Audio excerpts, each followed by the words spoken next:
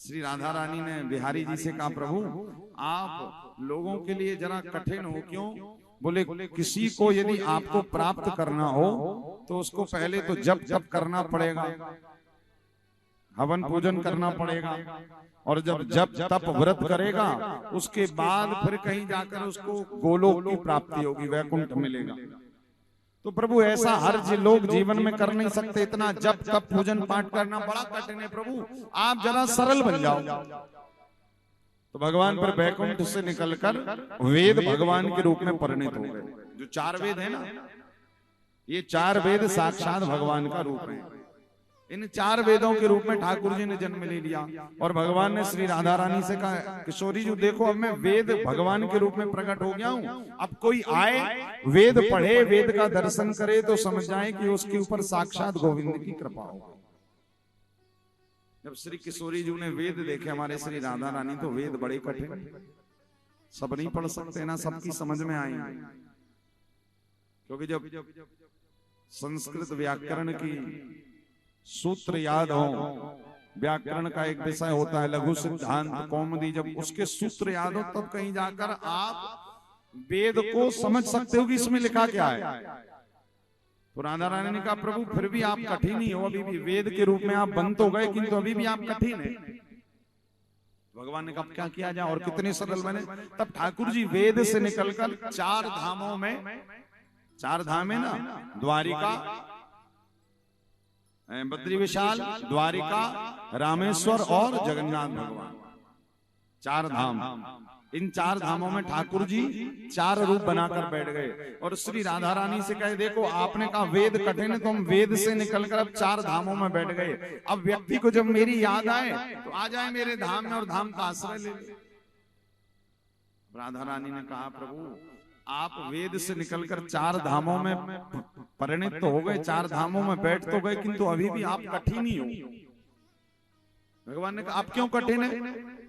बोले प्रभु सबके वश की बात नहीं है कि बद्रीनाथ जा पाए, सबके वश की बात नहीं है कि द्वारिका जा पाए, प्रभु सबके वश की बात नहीं कि रामेश्वर जगन्नाथ जी जाकर दर्शन करे। और भैया पहले तो छोड़िए, अब तो कलिकाल में आप देखें मंदिरों में भी कम भीड़ नहीं, इतने लोग जा रहे हैं इस समय पर वृंदावन, काशी। अभी देखिए 31 1 जनवरी 2 जनवरी इतनी भीड़ है कि पैर रखने जगह नहीं मिले।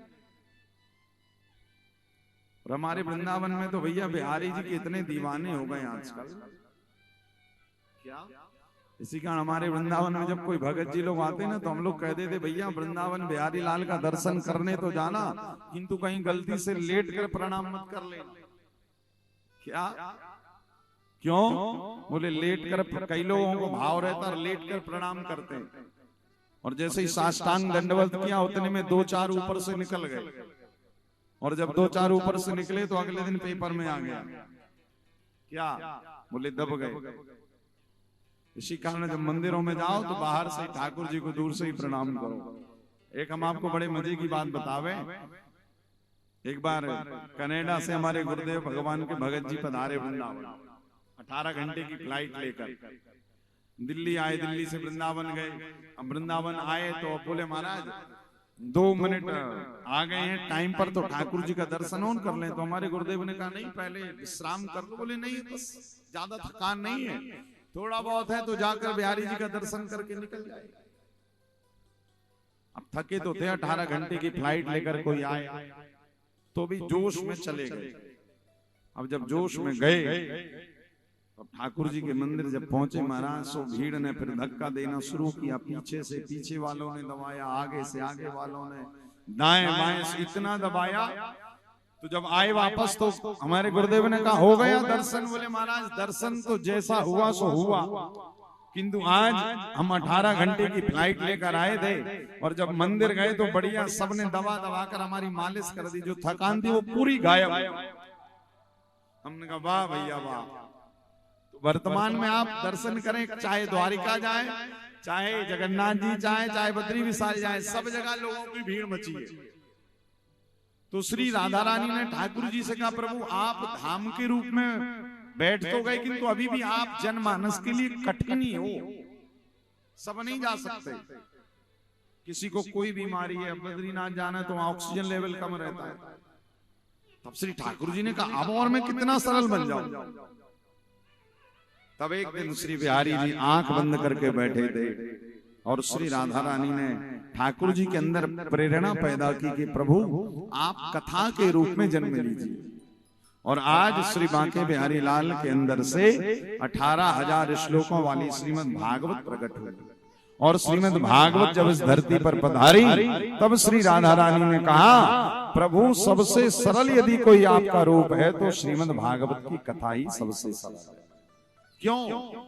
बोले अब इस कथा के लिए लोगों को कहीं भटकना नहीं पड़ेगा, ना तो वृंदावन जाना, ना काशी जाना, ना बद्रीनाथ जाना, अपितु आपकी कथा ही जा जा करके लोगों का कल्याण करेगी।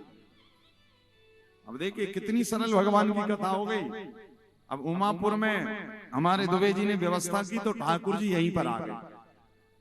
अब आपको केवल इतना प्रयास तो करना पड़ेगा ना कि भाई घर से तो पांडाल तक आना ही पड़ेगा, और यहाँ पर आकर कोई ज्यादा काम नहीं, यहाँ पर आकर बस आराम से बैठो और भगवान की सबसे सरल रूप श्रीमद् भागवत की कथा को श्रवण करो।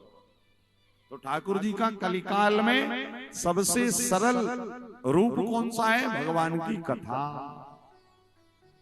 अब उसके बाद भी इतना सरल रूप होने के बाद भी यदि हम श्रवण ना करें तो हमारा दुर्भाग्य। क्या सबसे सरल है ठाकुर जी श्रीमद् भागवत के रूप में। इसी कारण तो गोपियों ने गोपी गीत में कहा है गोविंद